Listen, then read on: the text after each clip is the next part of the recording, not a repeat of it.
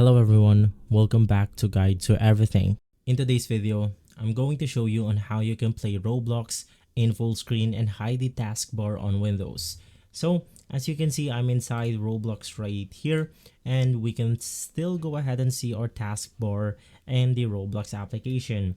Well, to play full screen, you just want to head over to a specific experience or game on your Roblox launcher. And basically right after that, you then want to press Alt Enter on your keyboard, and the application on Roblox will then go ahead and full screen.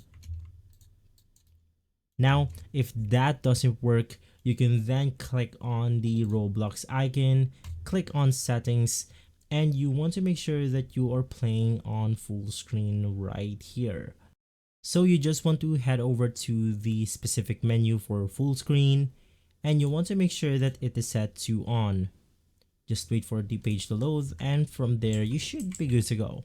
If this video has been helpful, leave a like, subscribe, and follow Guide to Everything for more videos like this. Thanks for watching.